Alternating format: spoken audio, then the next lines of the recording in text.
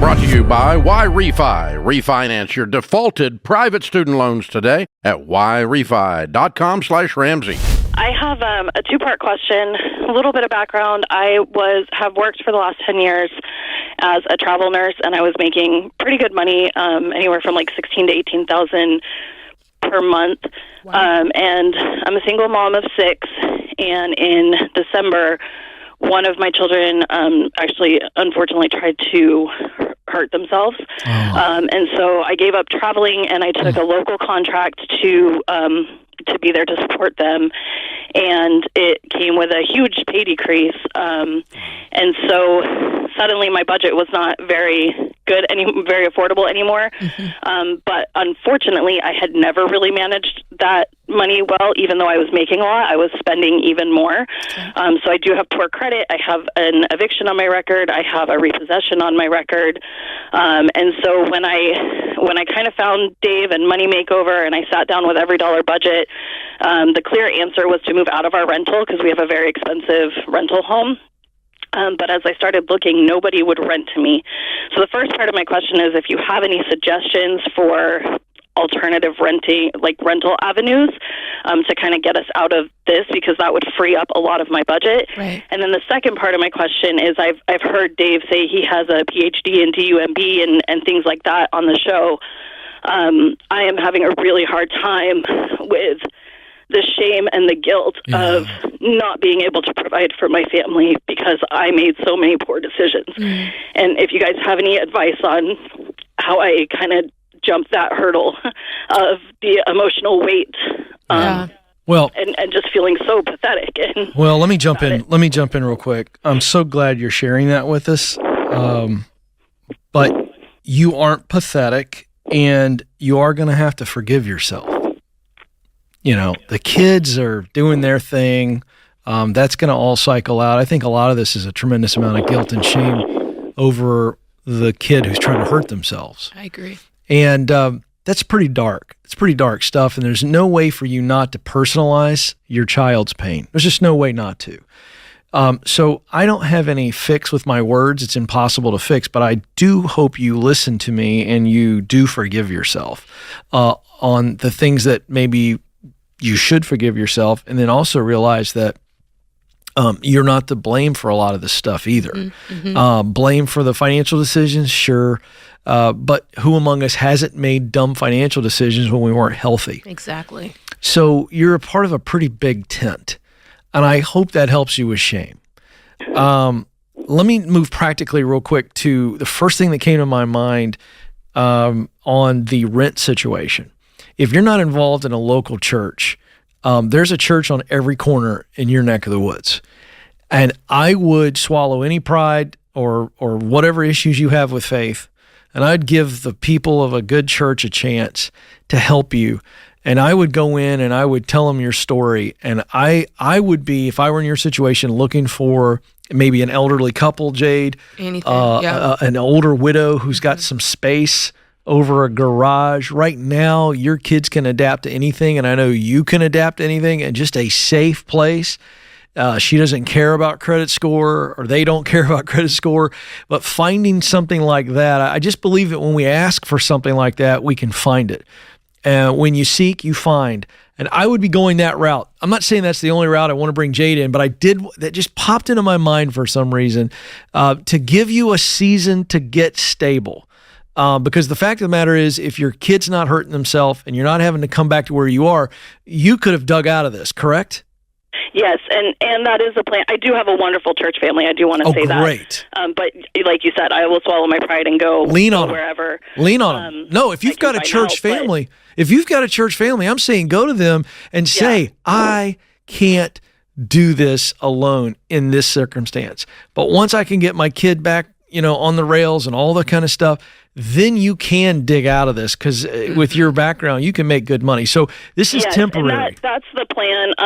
We have good church family support and good family support that when he is in a little bit more stable place, other people can step in to be there in that role, and I can get back out and make a lot of money quickly. Good. Yeah, this is a temporary situation. That's the good news. the hard news is it's a very tough temporary situation, right? It doesn't make it any easier. I agree with Ken wholeheartedly. The people that love you are the people who want to help you. And you have to ask yourself, if a close friend of mine were in the same situation, you would almost be hurt that they kept it from you, right? Because you want to help. And so you have to remember that people have a heart like that. Yeah, I'm with Ken. I think you almost basically covered it. Okay. Find a rental that's from a human being, not from a corporation or an agency. People who can go, hey, I know you. I'm looking at you. I see your situation. I believe you'll pay me, as opposed to trying to go to apartment complexes or, like I said, ones that are owned by big conglomerations. On the other side of this, have you learned how to budget? Do you have? I know you're familiar with our materials, but how can we bless you today? I'm working on learning it. I did. I purchased Every Dollar Premium last month, and I'm trying to work on that. Good. Yeah. Yes, and more importantly, I've learned what the problem was, that I just wasn't budgeting. Yeah, that's good. And that's hit home to hear all of you, but especially Dave and Many Makeover, that I'm just not even watching my money, so it's leaving and I don't know where it went. Did you say you have 6 kids? I do. That's what I thought. How old are you? I will be 40 next week. Okay. And I don't normally ask a lady her age, but there was a reason that I asked. I want to leave you with this. I've already gave you the pep talk on shame and forgiveness, but I want to remind you that I don't think there's a tougher organism on the planet than a single mom. And you have already made it a long way. At the age of 40 with 6 kids, you've already proven to everybody who knows you that you're tough as nails. Am I right? Yeah. Yeah. So hear me. You can do this. I love that you were so honest and vulnerable with us to say, hey, I know what the problem is, Jade and Ken. I just didn't budget. Well, guess what? That's something that's forgivable. And you can learn that. And now you were just trying to hang on to survive and you didn't know how to budget. Now you know how to budget. You're getting better at it. You're going to keep getting better at it. And when you get through this storm, you're going to come out on the other side. And I'm not saying you won't have tough days ahead, but you won't have to go backwards financially. There's no way I'm betting against you, Sarah. No chance. You got me? Yes. I mean, there's nothing you wouldn't do for those kids. Am I right? No, nothing. All right. So shoulders back, head up, forgive yourself. No shame in your game, mama. And we got 6 kids that we got to take care of. One who specifically needs you. So you got to take care of you during this season. Get safe, get stable. You'll come out on the other side of this and you're going to be fine. And your kids are going to talk about how great a mama you were too. So hold on to that. And we're here for you. Call back at any time. You got me? Yep. Thank you. All right. Head up. Shoulders back. Why Refi refinances delinquent private student loans for struggling borrowers. Learn more at yrefy.com/Ramsey. Brought to you by the Every Dollar app. Start budgeting for free today. Hey guys, so I wanted to know if you would honestly recommend that I start with a $1,000 a month emergency fund, and why. After kind of reading you off some stats here, so I have a 30% interest rate on a $33,000 car loan. I have $9K in back taxes owed, $5K in credit card debt, nothing. My ex-girlfriend has $50K in credit card debt that I kind of want to help her out with. Your ex-girlfriend? And on top,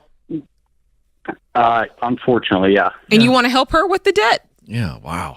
Sorry, I just that really got nice me. guy. I'd like to know more. Yeah. Why are we doing this? Well, she's it was a 6-year relationship. I lost her last Q4. I was pushing myself too hard, finally burnt out after about 10 years of extremely hard work. And I just feel responsible for a lot of that. I'm sure some of it's mine. I'm sure a good bit of it might be mine. You used her card? You used her card sometimes? Well, we lived together, like it was a, like she would help out with I don't know. I think my car insurance, for example, is on the credit card. Things like this, right? You think so? You don't even know. Listen, how does that change your opinion, Joe? Does it change your opinion? I'm going to say something really controversial right now. Oh, I'm very excited. She probably rode in your car lots of times. Does she need to help you pay off your car? You know what I'm saying? I'm not making her do that. She may have used, your credit card debt. You may have paid for some things for her. I think what it sounded like, I don't know, but you said she got away. It sounds like you're still recovering from this. He's dealing with guilt. You still care for her. You might feel some guilt. Obviously, you still care for her, but I would not feel any obligation to pay $50K to an ex. Is she asking for money? Not really, no. Do you want to know what I think? Do you want to know what I might think as your older sister who cares for you? Okay. This is like when you go on a date with somebody. I think this was from Seinfeld, and he would leave something in her apartment on purpose so he would have a reason to come back and knock on the door. Brilliant move. Yeah. I feel like this is a reason for you to come back and knock on the door. Yeah. Well, I love her. I mean, and you're not ready to let go. If you could dedicate a song to her right now, what would you dedicate? Oh, great question. Sam, take this seriously. What is it? Take this. So listen, there's too many to count. I'm writing letters about every day. Oh, I'm sorry. To her? Hard situation. Look, I know that's the biggest debt, but this 30% interest rate on this $33,000 car loan is really bugging me. I didn't know what that meant when I signed the contract. I thought it meant 30% of the car's value in total. I didn't know that was like appreciating. Yeah. I didn't know that was every year. It goes 30% I thought you said 3% when you first said it. It's 30%. No. It's 30%, and it's an Italian car. Okay. Break down. I'm sick to my stomach for you, Sam. You have to take, oh my goodness. What's the snowball? Where are we at on the snowball? Did we get there? No, because your initial question, I'm sorry, I got hung up on your love situation. The initial question was, do I really want him to go down to $1,000 of an emergency fund? Yeah, is that where I start, or where do I start here, guys? Yeah, that is where to start. So let me just go through the baby steps with you right quick, Sam, just so you see how this all fits. And how long have you been listening to the show? Are you a new listener? I'm a new listener. Yeah, you guys are on my YouTube shorts. Oh, okay. Nice. So you only get bits and pieces on that. Thanks for watching, but you only get bits and pieces. So the first step, this is 7 baby steps for you to achieve financial peace is what we're talking about. So you do them, all of that I'm saying, you do them consecutively in order. That's the first thing. You got to do them in order. If you jump around, it won't work and you'll be wasting your time. The first step is you get $1,000 saved. So if you don't have any money saved, you got to go out, work, sell stuff, and get it done. If you do have money saved, you drop it down to $1,000. And then the next, whatever money you had left over is going to go to baby step 2, which is you paying off all of your debt except your mortgage. This is all the consumer debt. Okay? And you do this using the debt snowball method. Debt snowball is we list all the debts, smallest to largest. You pay minimum payments on everything. And then any extra money goes to the smallest debt. Does that make sense? Yep. Okay. After that, now we stack up that emergency fund. 3 to 6 months of expenses is what we're looking for. You get to decide, is it 3, 4, 5, or 6? After that... So number 3 is $3,000 or $4,000 a month in expenses? 3 to 6 months of basic living expenses. So just for round numbers, let's say you had $5,000 worth of expenses every month. What we're saying is that's 3 months is $15,000, 6 months is $30,000. You tracking? Yep. All right, so that's what we mean by an emergency fund. We give you we say 3 months is a minimum, so that'd be $15,000 on this example. That's what she's talking about. That's right. And for baby step 3, it's really about your basic budget. It's not 3 to 6 months of paychecks necessarily. It's what it takes to make your house go on a basic level. Okay. Baby step 3B, it's B because it's not the case for everybody, is if you're looking to buy a house, now's when we start saving up a down payment for the house. Okay. After that, you go to baby step 4. You could do 3B and 4 at the same time if you want to. You're putting 15% of your gross income into retirement funds. So that's your 401k, Roth IRA, that sort of thing. Then after that, if you have kids, you're planning for kids, you can put an amount of your discretion towards kids' college. We say a 529 or an ESA is where you would do that. And then finally, baby step 6, if you have extra money in your budget, again, at your discretion, you're throwing extra money towards paying off your house early. Most people who do that pay off their house in like 10, 12 years. So that's, and then finally, baby step 7, you just live like no one else. You give, you're a happy person, and you got no cares, right? So that's kind of the You big buy arching Italian picture. cars with cash. Hey, okay, But Ken. can we talk about, I'm dying right now. You did such a good job. Can we talk about this man's car? Yeah, tell us about What's it. the car worth, Sam? Paint us a picture. Man, the car's like $21K. I bought it for I think Dave will appreciate this. So like I'm 29, I have a online business, and I bought an Alfa Romeo because it was the coolest car you could get under $30K. Love. How much did you pay for it? Yeah. So all in taxes, I had no down payment. It was about $33,000. So that's the loan I'm paying off. Okay. I was like, an extra. So it's worth 21. $5K.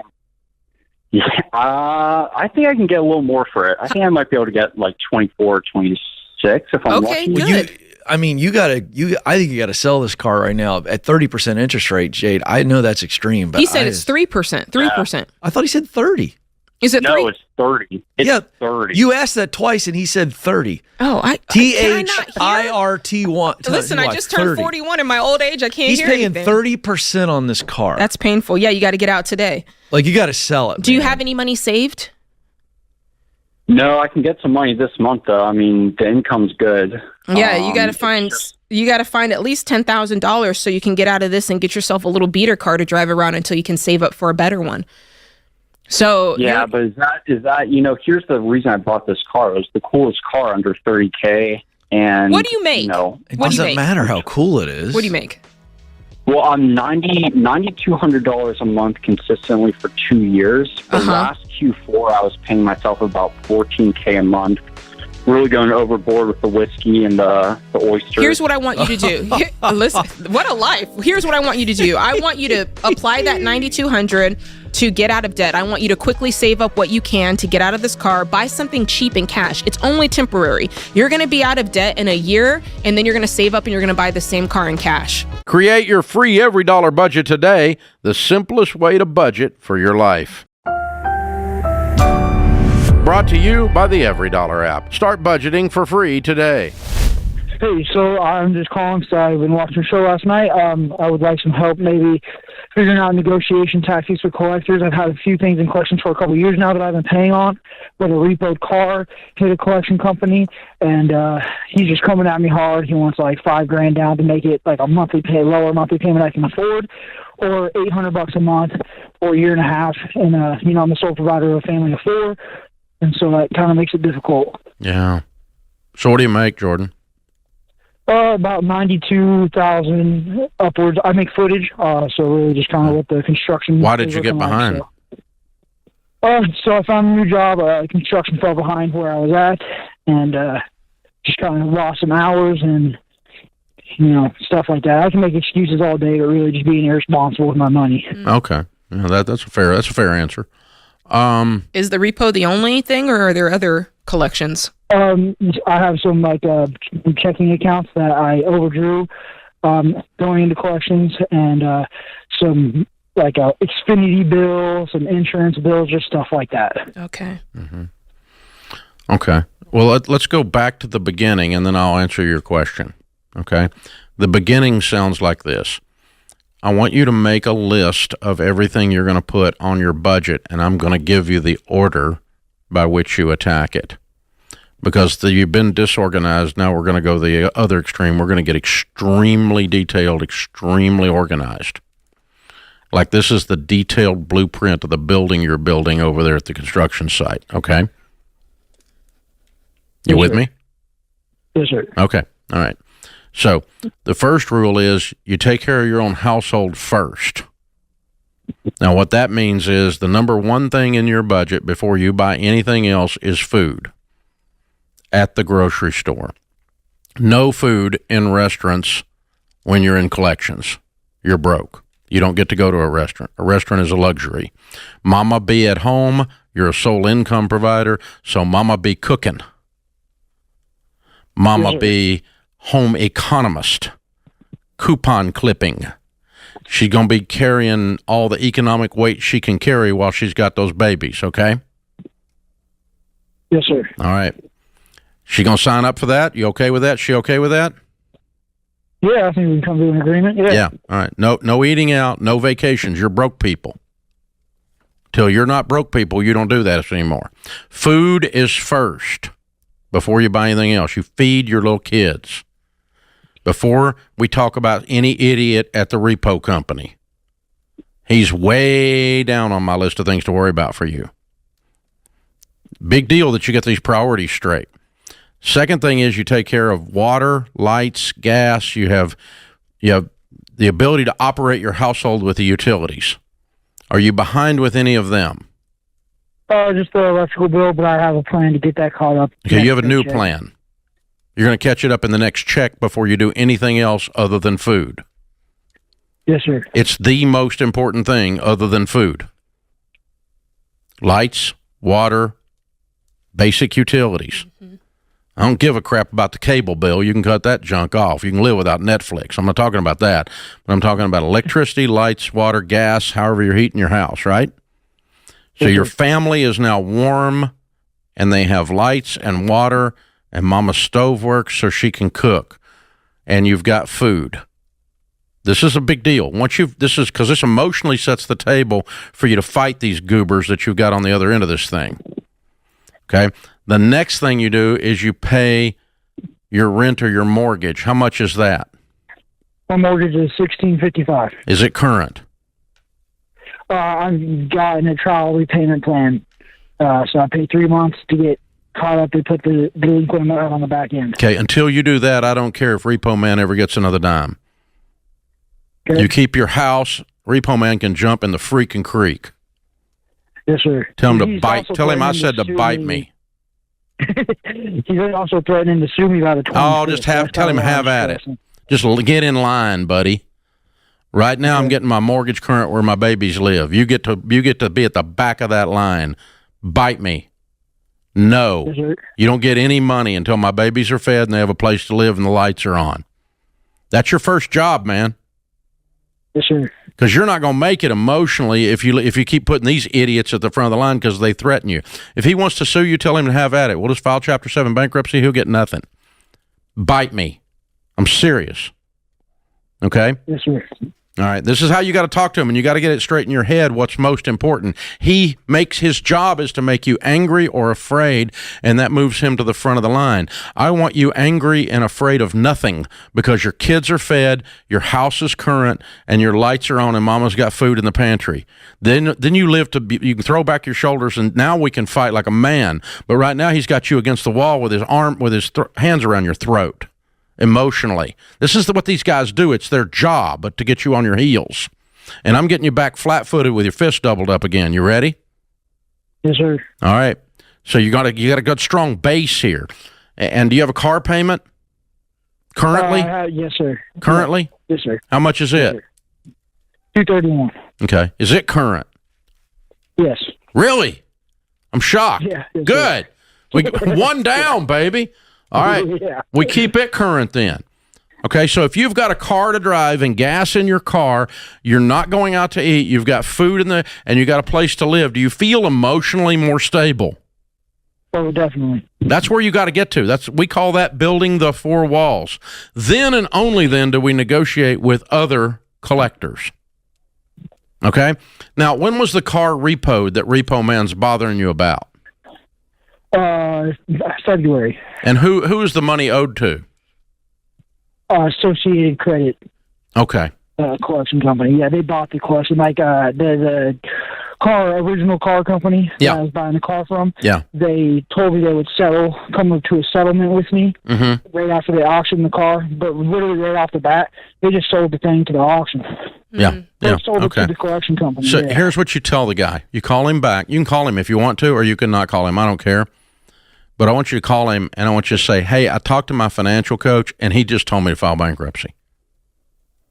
So here's what you're going to get. It's nothing. Bite me. You get nothing, nada, zero. That's what you got. Okay? Or you can shut the crap up and stand over on the sidelines until I get my family caught up, and then I'll come over and make you a cash offer. But these days of you telling me how my household runs are over, Bubba. And hang up right after you say that. Don't even negotiate with him. Just hang up. What you're doing is you're resetting the emotional table here to where we now know who's in charge of your money, and it's you, not him. You following me? Yes, sir. Yes, These sir. guys are specialists at emotional terrorism. It's what they do for a living. Okay? Because if he comes and sues you and takes your paycheck, you can file Chapter 7 bankruptcy. He'll get zero. I'm not recommending that because I think you can settle for this idiot for probably $4,000 and he'll go away. Do you remember what the deficit was on the repo? 5,000. Yeah, I only got $550. No, the total owed to them after the sale of the car is what? Yes, sir. I can't remember. Okay. All right, but he wants $5,000 up front and then $800 a month, right? So it must have been 10 or 15 grand. Yes, sir. Okay. Yeah, yep. So they'll settle for a quarter on the dollar. So he'll probably take about $4,000 for this whole thing and walk away once you get him back on his seat. But now he's standing over the top of you. Create your free every dollar budget today, the simplest way to budget for your life. Sarah's with us in Savannah, Georgia. Hi, Sarah. How are you? Good. How are you, Dave? Better than I deserve. What's up? I'm calling because I have a year and a half left in school. I've set out for the last year due to financial reasons, of course. I have $29,000 in student loan debt, and I'm just trying to figure out, is it worth going back to school to take out more debt to complete the degree or just work on tackling the debt? And also, I'm currently engaged, and we're trying to do like a cruise wedding. So I'm just trying to figure out which is best. Wow. And Yeah, so got a lot going on. what do you make? I make $28,600 a month. Mm-hmm. I mean, a year. I'm sorry. Yeah, Yearly. and be nice, yeah. And what does he make? $26,000 yearly. Okay. And what are you planning on spending on your wedding? Well, if we do the cruise destination, it's looking at about $5,000. Okay. And do you have $5,000? Right now, no. Okay. When is the wedding? We were looking at towards November of this year. Okay. So can you save $5,000 between the two of you by then? Yes, we started budgeting this year. Good. And we figure by the time April comes, we should have at least the $5,000. Okay. Good. That's a good plan. All right. So we're going to pay cash for the wedding. Your whole wedding Correct. expense is $5,000. Yes. Okay. It's an inexpensive way to do it. That's good. And kind of a cool thing. I like it. When you are married, your household income will be about $55,000 a year. Correct. Okay. You have $29,000 in debt. Do you have any other debt? I just bought a car. You just bought a car. Yes.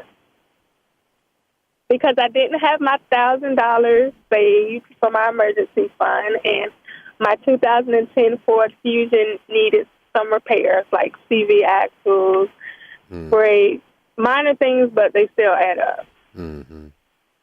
So how expensive a car did you buy? $20,000. It's a 2014 Ford Fusion. You're kidding me.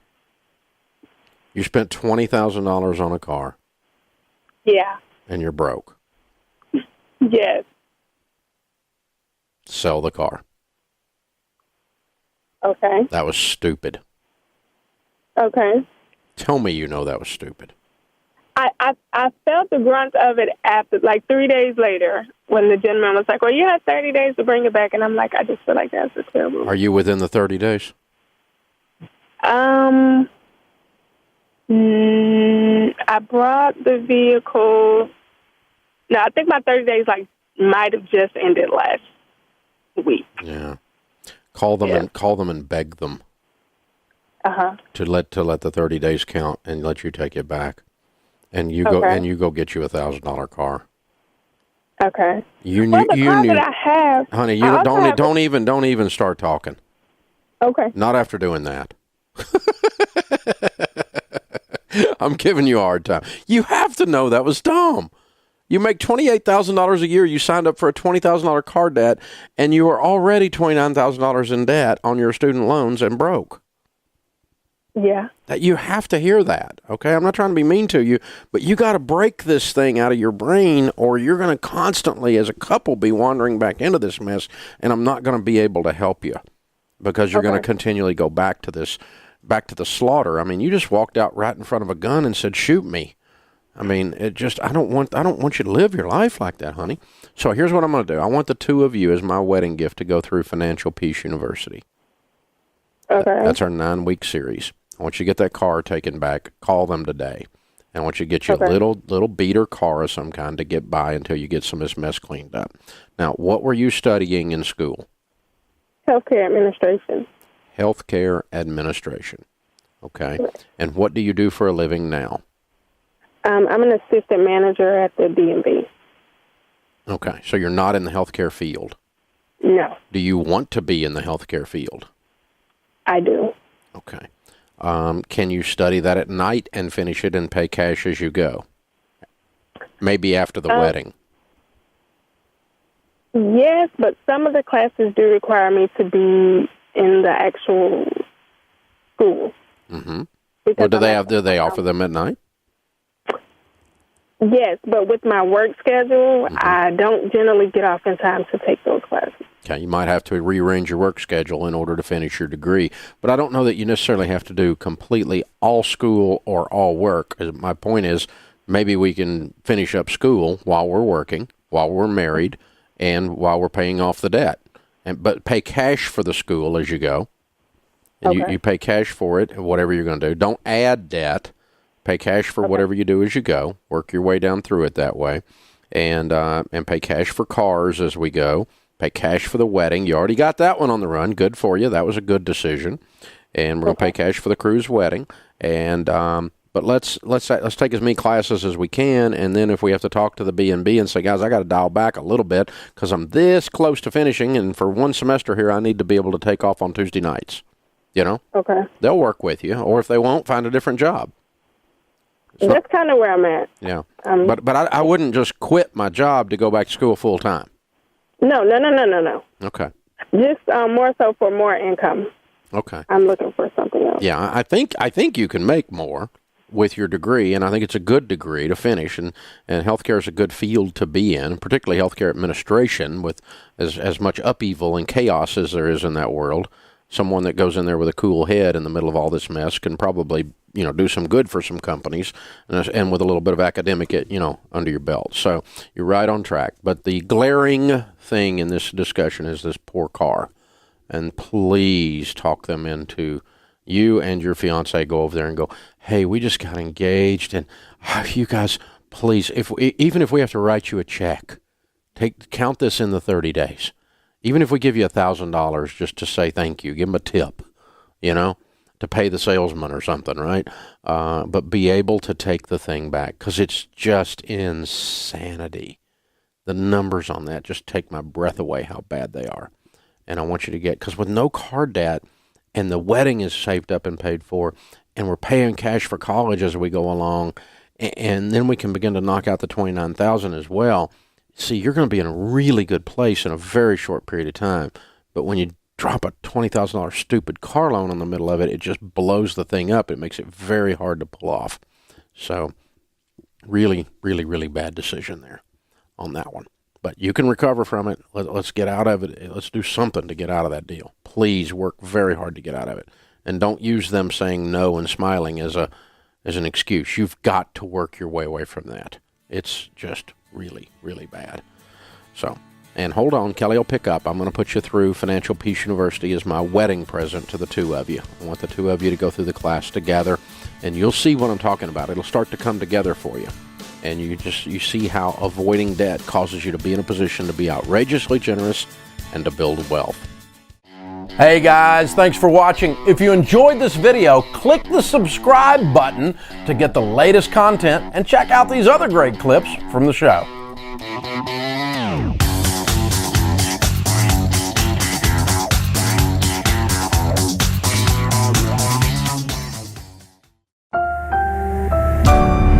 Brought to you by the EveryDollar app. Start budgeting for free today. I am in about $19,000 worth of debt. I have about $25,000 invested in a mutual fund. I recently moved out to Knoxville from Albuquerque, and I'm just trying to get some clarity on what I should do next. I'm only making about $3,000 a month out here in Knoxville.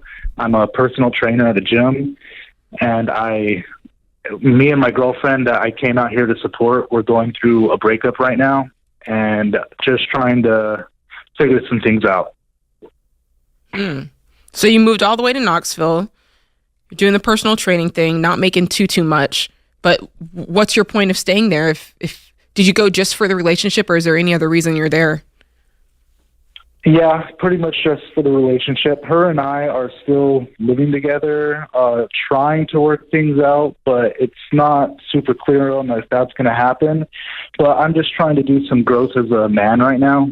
So I told everybody I'm going to be out here for a year.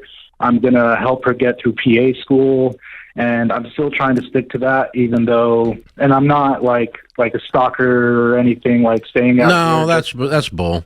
Hey, George here with a quick interruption. If something were to happen to you tomorrow, would your family know where to find your life insurance policy, your will, even your Netflix password? Well, Knockbox solves that. It's a kit that organizes your financial accounts, estate plans, and everything your family would need all in one place. That way they don't have to hack into your laptop or locate some long-lost thumb drive. So leave them a legacy, not a scavenger hunt with Knockbox. Ramsey fans get the best discount available at knockbox.com/Ramsey. That's knockbox.com/Ramsey. Yeah, No, that's bull.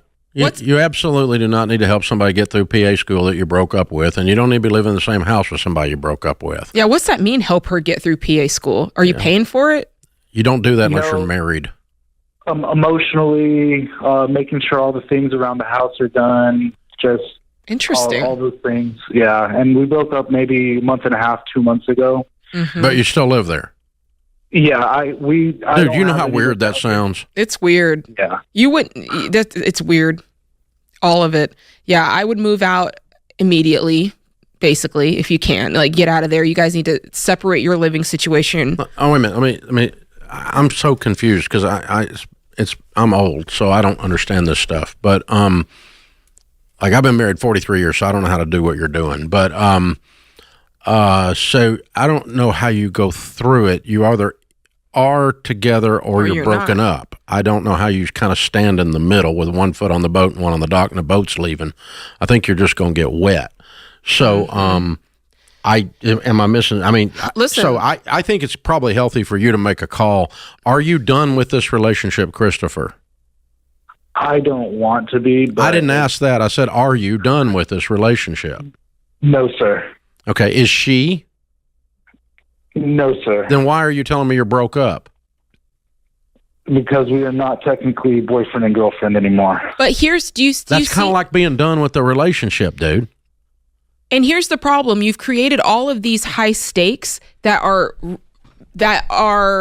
causing you to make decisions you might not otherwise make. If you were just dating somebody and you lived in your house and she lived in hers and you lived in the state that you wanted to and you didn't follow her somewhere, the things that happen in the relationship, you could very clearly filter them as what they are. But now the stakes are high. You've moved all the way out here. You're sharing a residence. So it's not as easy to look at a situation and go, that's not for me. I'm going to hightail it out of here. Now you have to think about where you're going to live. Are you going to stay in this state? What about rent? What about this? Do you see how it makes something that should have been so simple, very, very complex with a lot of weighted stakes? Yeah. So I think you're going back to Albuquerque. I do too. Okay, I appreciate you guys. Thanks for the Sorry, call. man. I don't know what he's doing, but I think he should do that. I don't know what he's going to do. I can't tell anything about it. So, He should go back. He should. Not go back home, just go back to Albuquerque. That is home, but, well, not home, but yeah. I got you, yeah. Not to mama's house is what I'm saying. Yeah. Do the man thing. Have your own place. Pay your own bills. Work like a person. all that kind of stuff. That do the man thing and stand alone, and then you'll like you better. And the next time you go into a relationship, you'll be a different person. Yep. Rather than mistakes are research. They're good. They're a good way to learn what not to do and what works and what doesn't. Figured out that leaves a mark. Yeah. That's right. Ouch. Create your free every dollar budget today. The simplest way to budget for your life.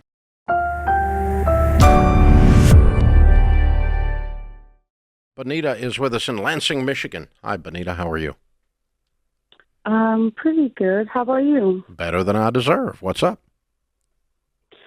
So I've been listening to you for a few months now, and I've been trying to pay off this little bit of debt I have, and as well, I got my boyfriend listening to you and paying. We paid his debt off and everything, and things have been going good. But then I'm taking a gap year from school this year. I'm in college, and yesterday I found out that I didn't unenroll from the classes in time like I thought I did, and now I'm on the hook for about $10,000 that I need to pay, that I wasn't expecting to pay, and I feel like it just kind of put a wrench in my plans. That's a lot of money for me, and I don't know. I don't really know. Like, I would go down and meet with the registrar's office and let them know exactly what you did, and you say, I had a lot going on and I screwed up and I didn't withdraw from these classes. I never attended these classes. I haven't been a student here. Can you help me out? I don't have $10,000 to write you a check right now. And I will tell you, I've worked at universities that would say, absolutely, we'll take care of you. And I've worked at universities that would say, sorry, we have to go by the policy. I'll also tell you that the reason I'm in this seat right now is because I was taking a master's level counseling class as an administrator, and I registered for that class like in April. It was a summer class. I completely forgot about it.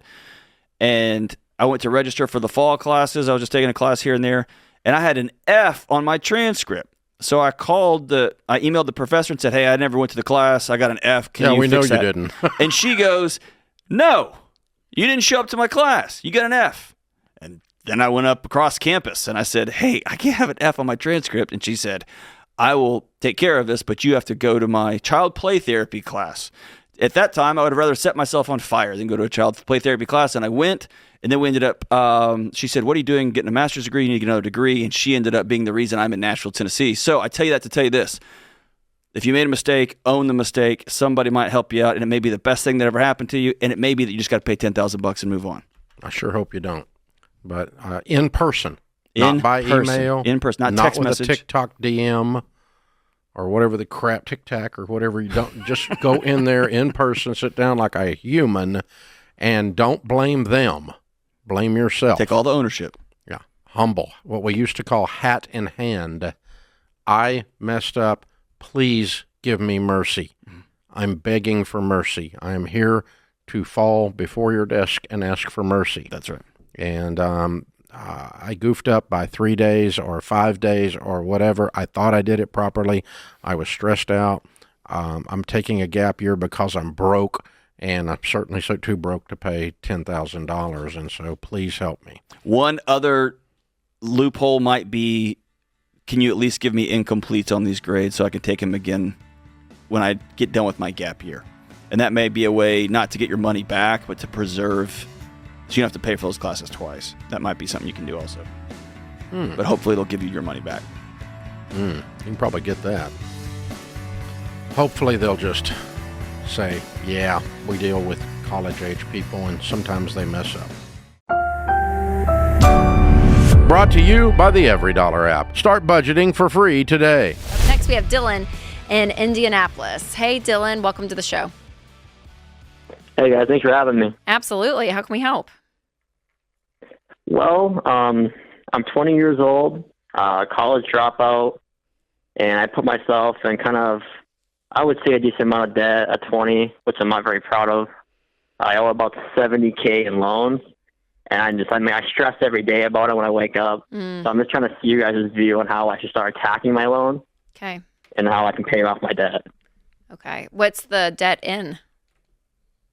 Well, I have $32K in one semester of student loans, and then I have Wait, one 36K, semester? Where'd you go to school? On Mars? I went to a private Christian school in Minneapolis. But one semester was $32,000? Yes, sir. So their total annual is 64 grand per year. Oh my god. Yes. Okay, that's okay, Dylan. That's okay. We're gonna keep moving. We're gonna keep on moving. What else? What else you got? It's already happened. I'm not very proud of this one, but I actually It's owe okay. $36K on a car loan. Okay, we can get rid of that. That's okay. What else?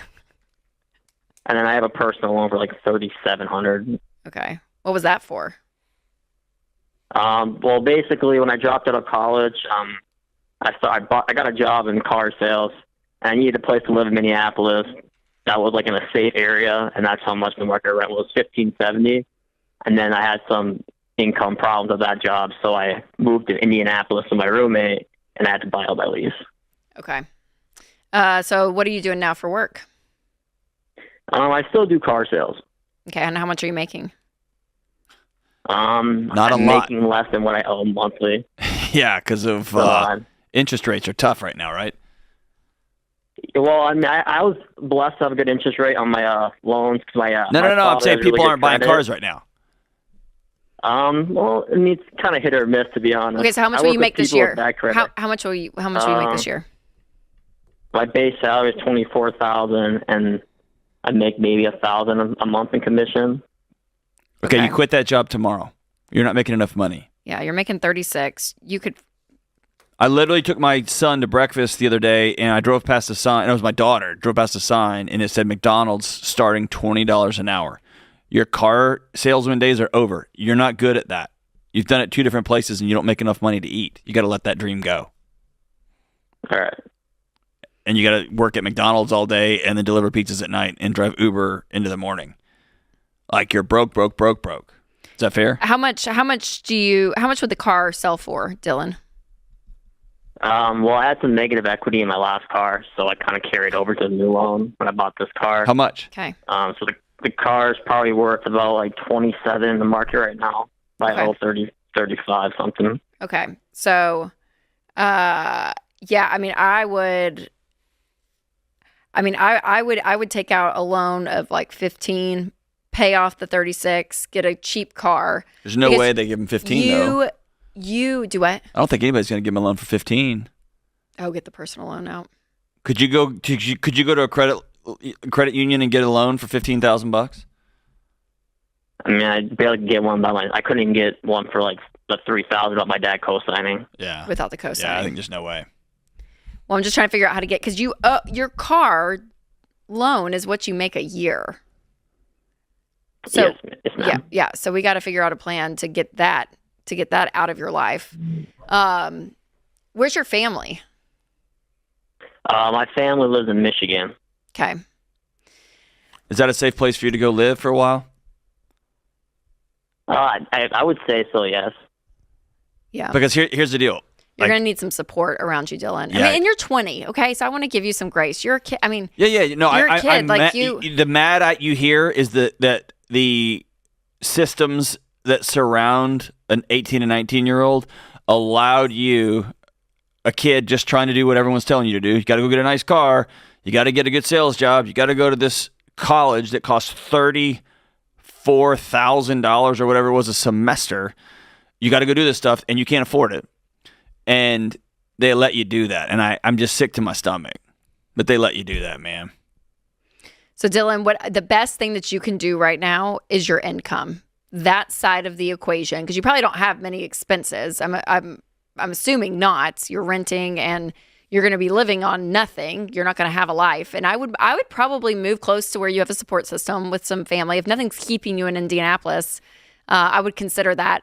But Dylan, I mean, I would be working 80 hours a week. I'd be getting up and I'd be somewhere at 6 a.m. and I would be getting home at 9 p.m. I mean, you're going to be exhausted. But Dylan, you're 20 years old. You can do it. You don't have kids at home. You don't have a wife. I mean, like, this is the season. This is the season to do it, to absolutely go nuts, because it's the only part of the equation that's actually going to give you some level of grounding. And hopefully after a year of that, of proving some level of income, then maybe you can get out of this car loan. I want this car loan out quickly because it's not worth it. And so whatever you have to do to be able to say, hey, what can I do to qualify to sell this and get it out? Because I think that's the only piece of this that's going to be able to relieve some level of pressure that you can get out. So I would be taking on 2 to 3 jobs. And again, you're not going to have a life, Dylan, but I think that for a season, you're going to be able to knock some of this out because, and the other great thing, Dylan, that just to encourage you that you're learning this at 20 years old. People call this show and they're 45 that have, a 3 situation like kids this. Yeah. No retirement. So this is your moment, Dylan, of saying like, what I did isn't working. It's not working. And so I will never again find myself in this position. If I don't have the money, I don't care if it's for school, I don't care if it's for a car. If I don't have the money, I'm not buying it. Like this needs to be a point in your story, Dylan, that you look back and you say at 20 years old, I did some dumb stuff. Took me a little bit to get out of it, some hard work, but I got out of it. And that was it. That's the last time you know this. Because Dylan, if you get this all straightened up, especially at your age, like this is where you're like, you could build some serious wealth in the future, but not with these habits and not with this mindset that you used to have. Does that make sense? If you were my friend, Dylan, I would tell you to see about having a hard conversation with my mom and dad. And I say hard, it'd probably be easy, but an embarrassing one. And say, I need to move in for a year, and I'm going to try to make $40,000.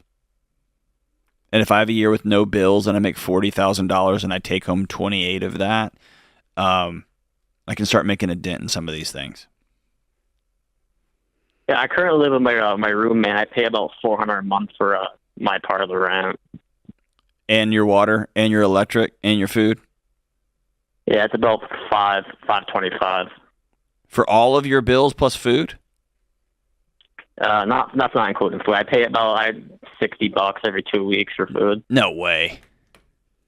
Yeah, I don't eat a lot. I'm penny pinching. So let's say $700 total, which I don't fully believe, but I'll give it to you. And you make $1,000 a month at your job? I make about $2,000 base salary and about $1,000 extra commission. Okay. So what's your take home every month? This month will be $2,700. That's after taxes and everything? Yeah.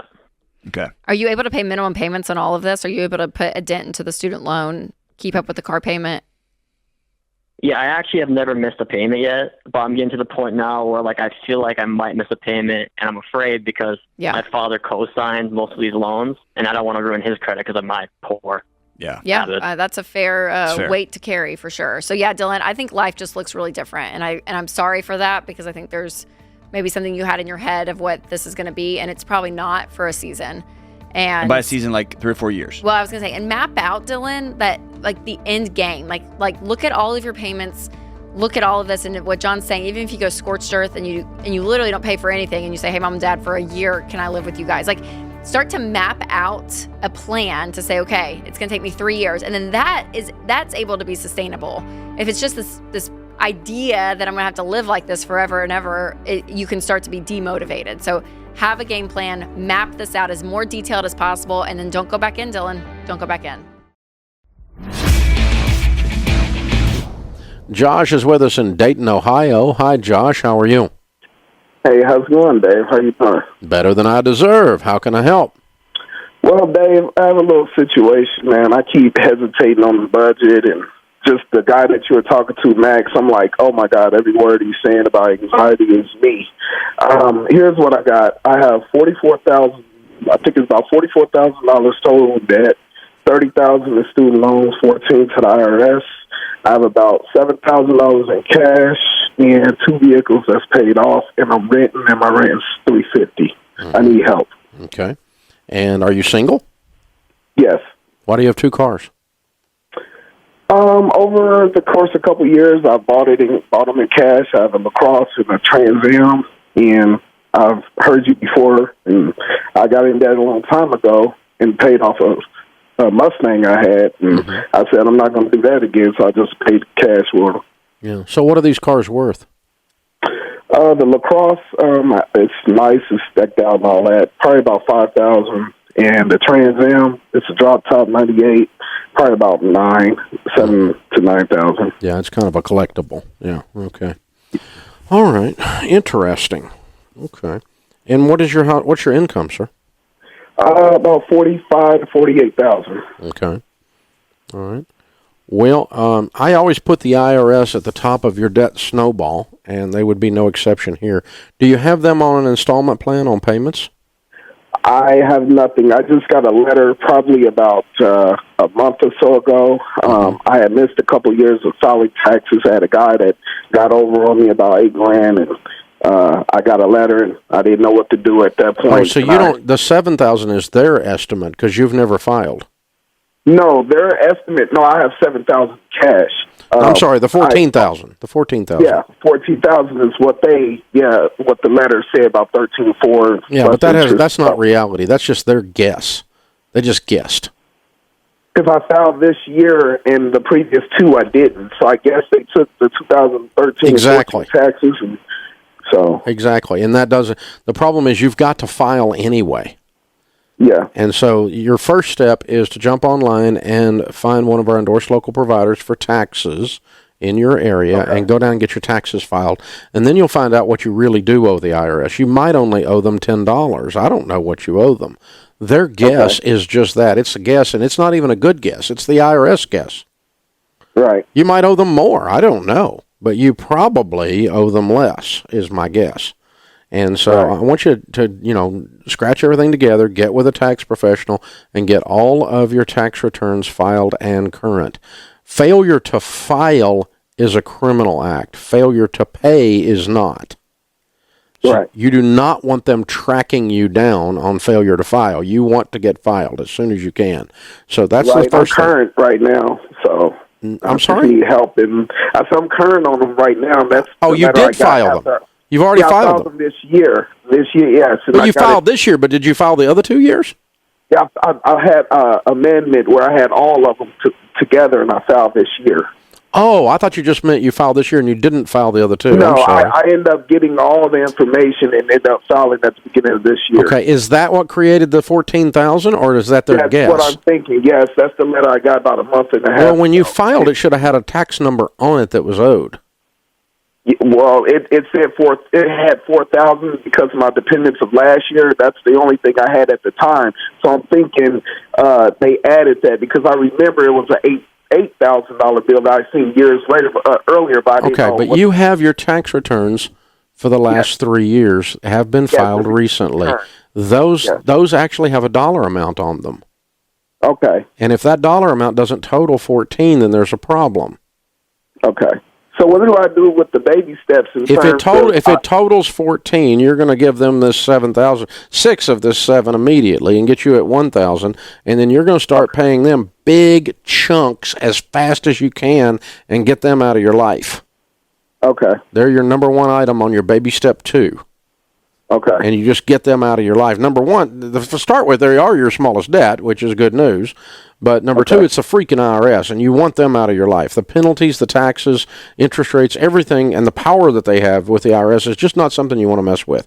You get your taxes current, you stay current on your taxes. It's too expensive to do otherwise. So just that's the first thing. That's going to give you a lot of peace. And then we start tearing into the student loans as fast as we can. And then you're sitting there looking at that Trans Am going, do I want $9,000 worth of this stuff gone, or do I want to keep this car and fight my way through it? Either one's okay with me, but you just need to ask yourself that question. If I had $9,000 in the middle of the kitchen table, would I throw it at these debts right now the way I feel anxious, or would I buy a Trans Am drop top 98? I might, because that's a pretty sweet car. But I might also just clean up my debts and then pick me up a car later. Now, has that car got any sentimental value other than the fact it's really cool? No, I love it, man. It's a drop top. I grew up, my granddad had 2. And so I always wanted one. That's what it was. You just wanted one. But it wasn't like your first car when you were 16 or something like that. No. Yeah, I'd probably dump it and get me one later when I've got some money. Right now, you're a broke guy that I was the IRS, and you don't need to be collecting cars. That's probably what I would do. Now, I've got some nice cars, but I didn't have them when I was broke. And I added them to the stable later on once I got myself under control and got some wealth. And so, yeah, I'm probably dumping that thing. And let's get the IRS out of your life and then start working on Sally Mae, give her eviction notice. Hold on, I'm going to send you a copy of the book, The Total Money Makeover, to help you do all this stuff. This is The Dave Ramsey Show. Hey guys, thanks for watching. If you enjoyed this video, click the subscribe button to get the latest content and check out these other great clips from the show.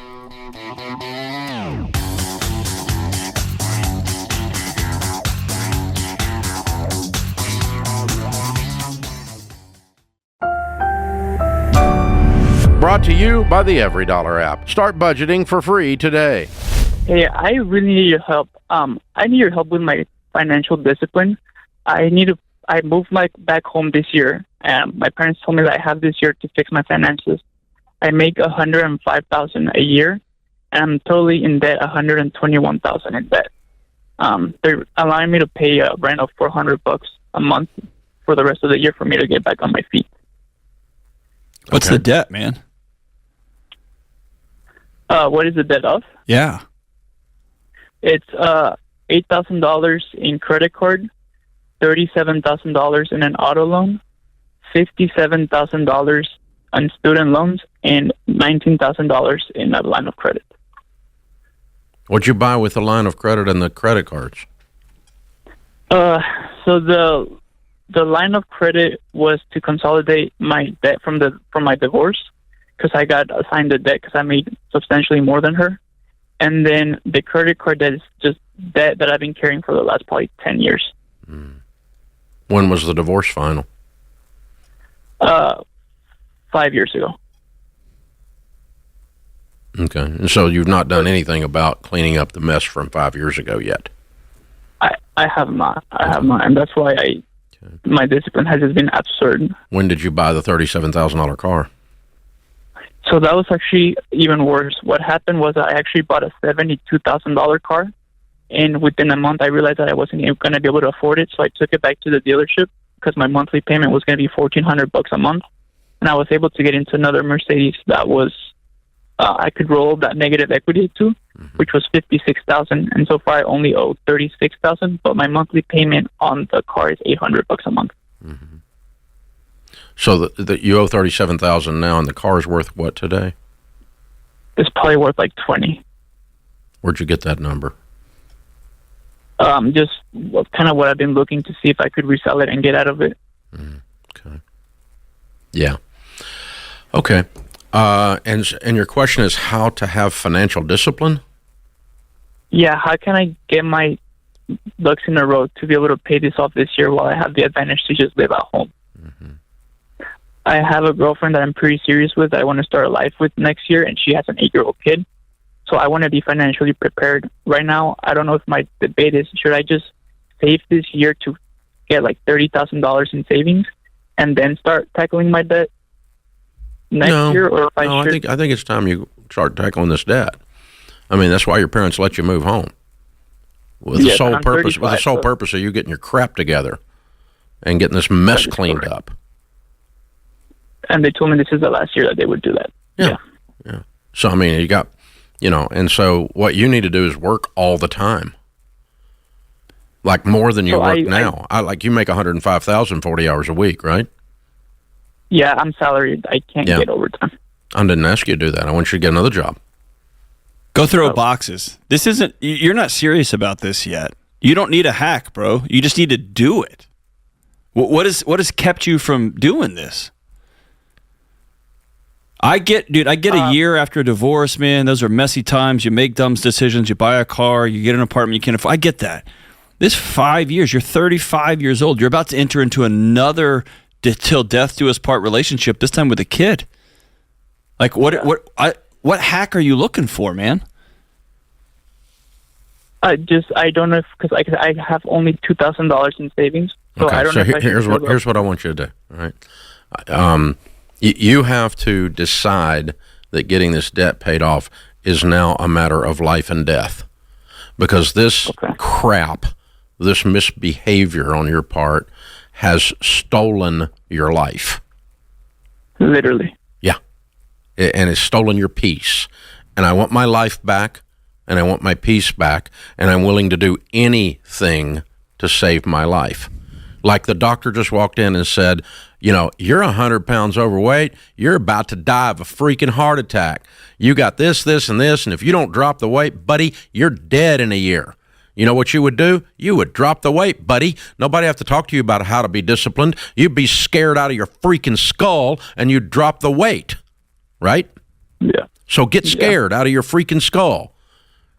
And quit. You're hovering around this emotionally as if it's something that is just out there detached from you. Like discipline is going to fly in and light on your shoulder like a bird. It's not. You're going to have to just look up and go, I am sick and tired of being sick and tired. I've had it. I'm not living like this anymore. You got to get that thing, that roar coming up from inside of you, and then you don't care what your friends think, and you will work 6 jobs throwing boxes at night while you make 105 during the day, and you'll sell this stupid butt Mercedes. Mercedes should be driven by rich people, not broke people.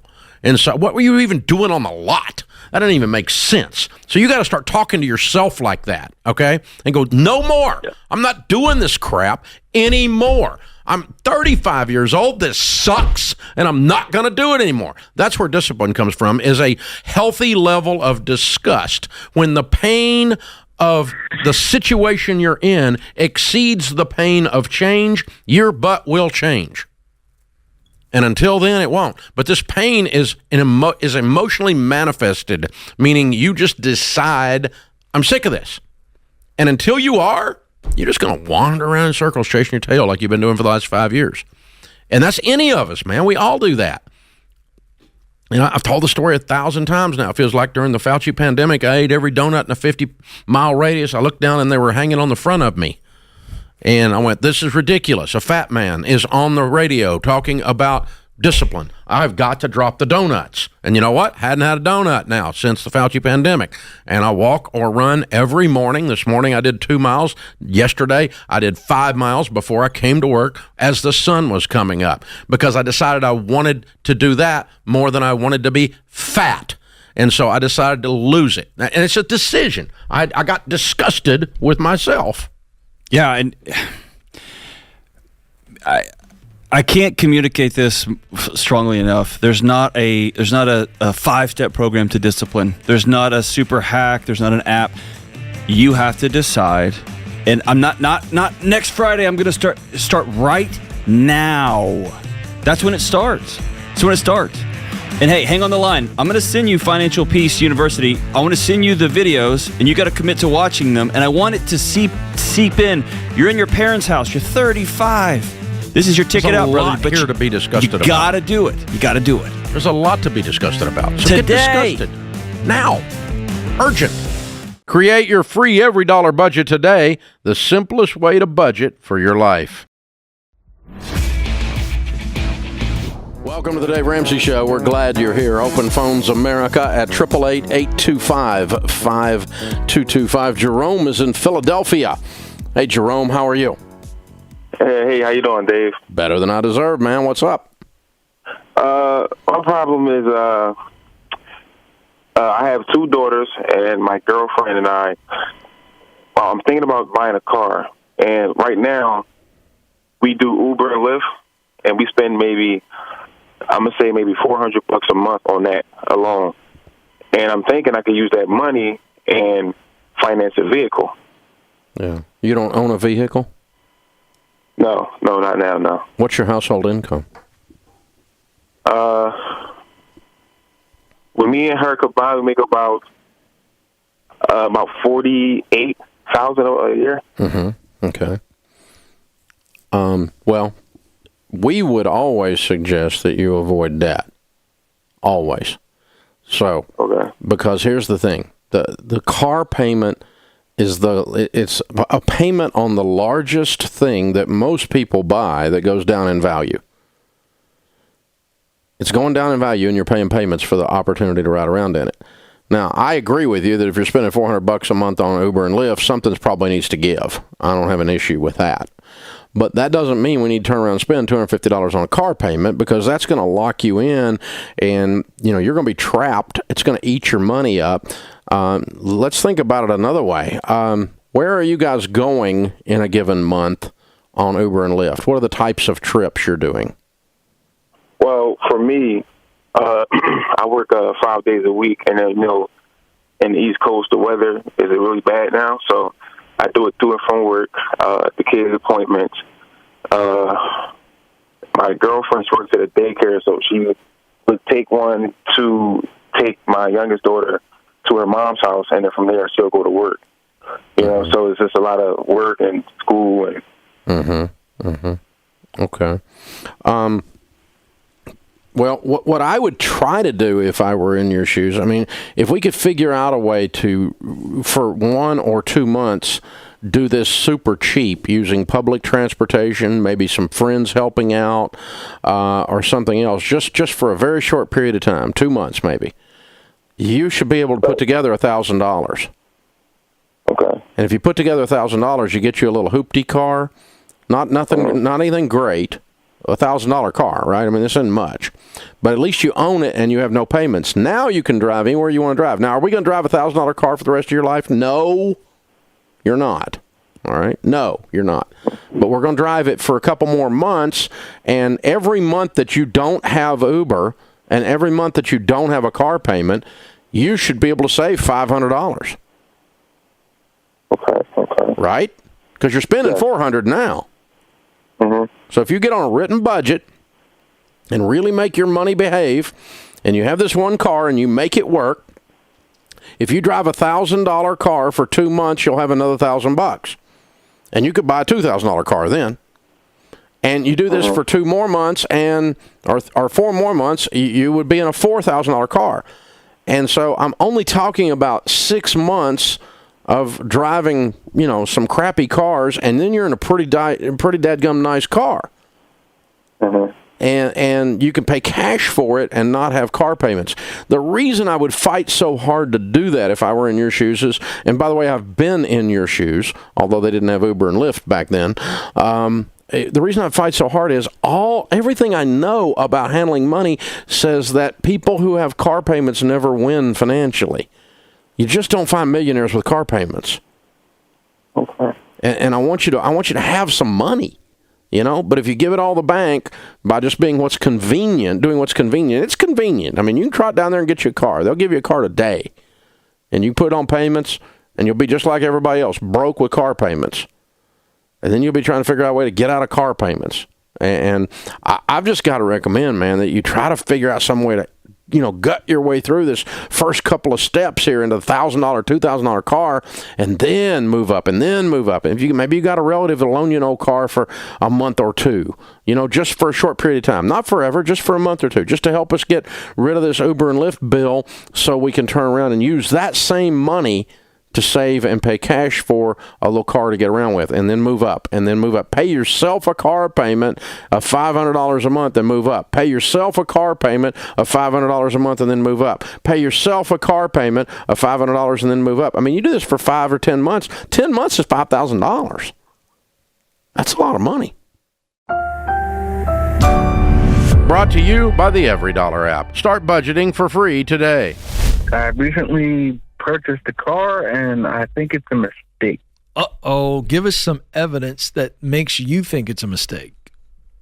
Well, it's a Mercedes. It's very luxurious. I feel like the gas is premium. Well, that's a fact. That's not a feeling. I've got one of those. It's a little extra. How much did the car cost?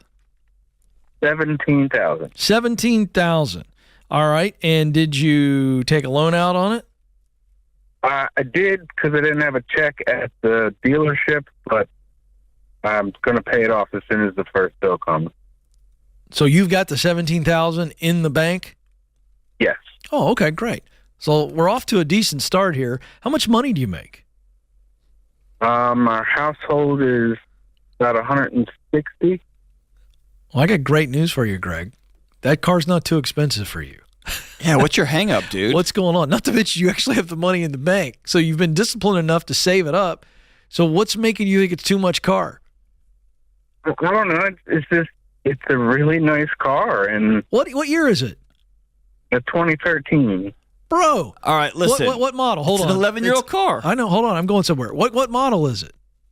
It's a C300. Dude, I got the 2013 C250. That's not too much car. It's a great little car. Did you grow up with not very much, Greg? Yeah, we were pretty poor. Yeah, and when you grow up that way, sometimes those people drive Mercedes, not folks like us. Yeah. And then you put those people into a category of bad people. No, not bad people. I just feel like I don't deserve it. Okay. Yeah, you got to stop with that nonsense. Yeah. You know what, Greg? Is it that you don't think you deserve the used 2013 Mercedes? Or is it that you think you're being irresponsible?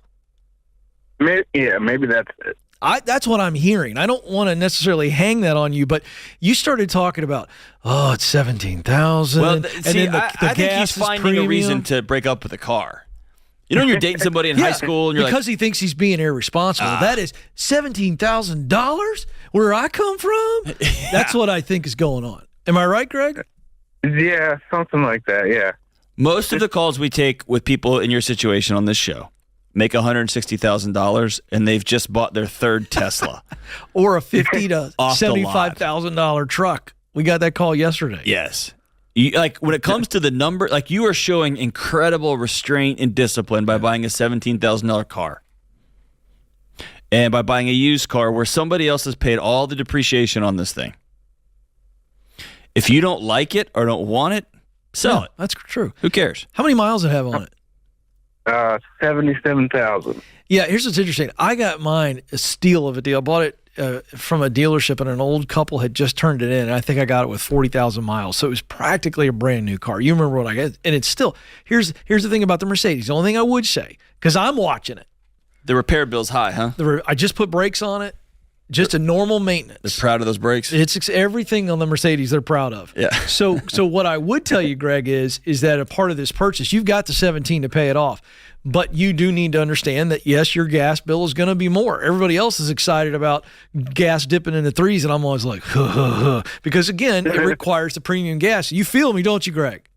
Yeah. So you're also looking at the inflation that is always there with any kind of car that requires premium gas. You also are looking at it's a lot more expensive to take care of. However, that car, the reason I got that car is it was a great deal, but it's also going to go to my kids. And if I take care of that, which I am, it'll last forever. And I plan for it, a Mercedes will run forever if you do and you save in a sinking fund. So you need to have a budget item in your budget for that car so that when you got to pop $1,500 for brakes, you're still going to have some antacid issues, but you've got the money. Does that make sense, Greg? I do want to prepare you for that because that's something that I have to think about. Yeah, that makes sense. Well, can you do that? Yeah, I can do that. I know you can. I wanted you to hear you say that you can do that. Okay. But I think you need to say, is it okay? John, I still think he thinks he is just highfalutin, just pissing money away. Other people drive Mercedes. And I want you to say, whatever you and your household have done, y'all worked your butts off. You're doing good. You're paying cash for cars. You are making six figures. Y'all are doing great, man. You may need to lean into this new identity that you have, this new world where I work hard, I get paid, I get rewarded for the hard work I put in, and we're extra generous. And I buy 10-year-old, 11-year-old used cars, but when I do, I get a nice one. That sounds great. Or, dude, here's the other thing. I'm not a Mercedes guy. I'm an old beat-up truck guy. Okay. Right, so that's fine. It comes at a cost. I look ridiculous in the truck I drive sometimes. It's silly. And also, that's all right. See what I'm saying? So if you're going to lose sleep over it, then sell the car. But if it's an identity thing, that's your new thing to work on, okay? Because you're a good man who worked hard, and bro, 11-year-old used cars. Yeah, you're fine. Get it, man. All right, John, I got to flip the tables on you here. Okay. What about your Texas upbringing, Texas Tech pedigree makes you think that you don't deserve more than a beat-up truck? I actually do. I went to. I don't know if it's a deserve, but I think it's okay. I went to buy. Of course, it's okay. I saved up, went to buy it, and to get me a brand new Tundra. And I went to the dealership, it all worked out, and I just couldn't do it. And that's like I came home with a Highlander, great car. It's a great car. Good for grocery carrying. Why did you do that? I just wasn't in a place psychologically to do it yet. I will one day, but I just wasn't there yet. All right. And I'm See, not I gonna like turning the tables. I'm not gonna fight myself on it, but I do know. Oh, this is an achy point for you, John, because me growing up, those people drove the new trucks. Yeah, and that's in our interesting. house. We didn't do things like that. Yeah. Well, that's for me to work on. I had the same issue. Yeah. I was like, what? You're going to pay that much for gas? I think my old man's still freaking out about it when I told him what I have to pay for gas. But it is what it is. Good stuff. Hey, thanks for the call, Greg. You're in great shape, my man. Enjoy that Benz. Create your free every dollar budget today, the simplest way to budget for your life.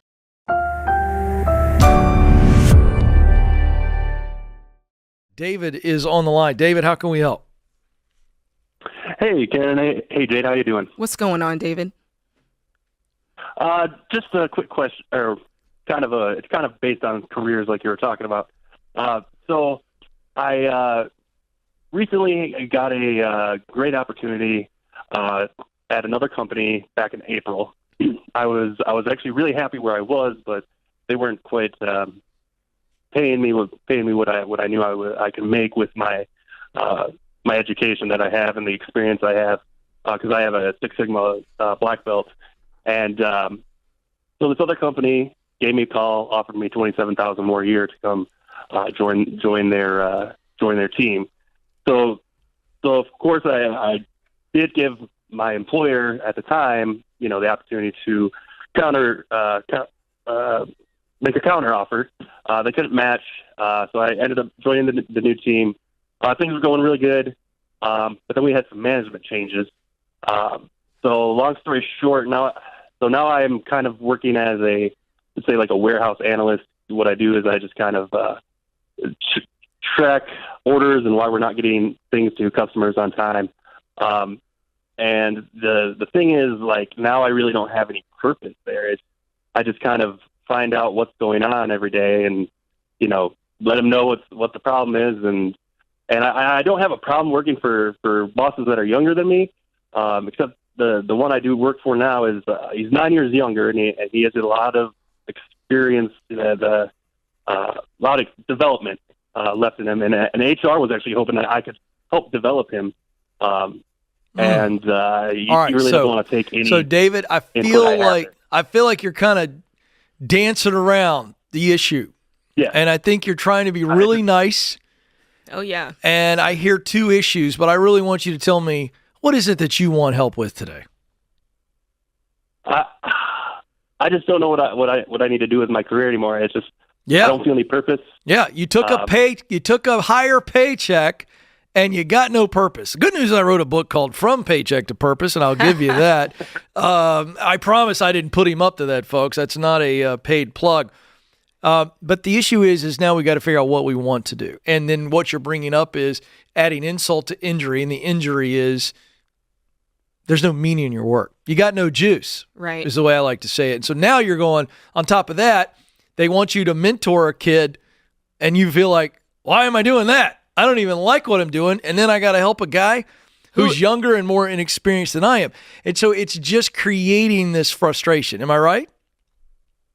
Yeah, it's and the other thing is, like, he doesn't really want to take advice from me. But here's the deal. That's a non-factor. You don't want to be there, correct? Yeah, you shouldn't be training your boss. Yeah, this is a disaster. That makes zero sense. So we need to come up with an exit strategy. That's really why you called, right? Hey, Ken, help me get out of there, but help me figure out where to get to. Am I right? Yeah, I would say so, yes. You would say so? Do you have a couple of ideas of what you would like to do? I mean, you were doing something before. Continuous improvement. I mean, I love teaching people how to make their job easier. Okay, but you're not getting to do that in this current role. And what's that? You're not getting to do that in this current role, correct? No. All right. Were you doing that in your previous role? Yes. Yeah. So there's a term for folks like you or people that could be you, which is boomerang employees, where they go back to their previous employer. Do you think that's possible? Their market, they're RVs, so they're actually at a downward spiral right now with the economy. And okay, so that's not what I'm asking. you don't want to go back there. It's not, is it possible? So you don't want to go back there. So the good news is we're going to go back to your previous job and we're going to say, okay, this is what I love to do. I'm essentially leading, but the way that I lead is that I want to be instructing, coaching. That's what I heard in what you said. Is that a true classification for what I think you said? Yes. All right. So where can I do that? And it's less about the industry. It doesn't sound like to me there's a certain industry or a product or service that you're fired up about. It sounds like to me you want to be in a leadership position, and the work you want to be spending most of your time on is work where you are guiding, instructing, mentoring, coaching. So that's the job description. And it may not say it that way, but you got to dig into it in the interview process going, okay, this is my style of leadership, and I want to come in and this is how I like to lead. And so for you, it's an open field out there. You're not sitting around scratching your head on this. Do you understand what I'm saying? Yes. How are you feeling right now? What's your confidence level? Well, when you put it out that way, I think got a lot more confidence. There it is. What did we do there? We got clear. So, David, you got to stay in a place of clarity. All right? That was a setup question. I was prepared to deal with it, Jade, if he said he was not confident, but I thought he would be more confident, and he is. And the reason, David, that you're confident, and I'm reviewing this because I want you to get off this phone call, and here's what's going to happen. When you get off this phone call, Jade, I can tell you that fear and doubt will present themselves in the days ahead. Fear is I am worried that something bad is going to happen. Doubt is I don't believe that something good can happen. David, hear me, my friend. When fear and doubt pop up on your shoulder, you've got to go back to this initial conversation right here, and you've got to say, here's what I know. I am good at leading, coaching, instructing, and guiding people. Is that a true or false statement? It's true. It's true. Now we're going to move to I love guiding and instructing and leading people. Is that true or false? That is true. And then we're going to say I am motivated to help people win professionally and personally. Is that a true or false statement? Absolutely. All right, so what we did, Jay, we just walked through talent. Love it. What he does best, passion, what he loves to do, and then mission, what motivates him. So, David, we retreat back to clarity when we are confronted by fear and doubt. And when that happens, now you go, okay, I know why I'm leaving. I know why I'm going over here. And then that will give you the confidence to press forward. And, Jade, here's the best part. There's 3 C's. Clarity leads to confidence, and confidence leads to courage. You're preaching, Ken. Uh-oh.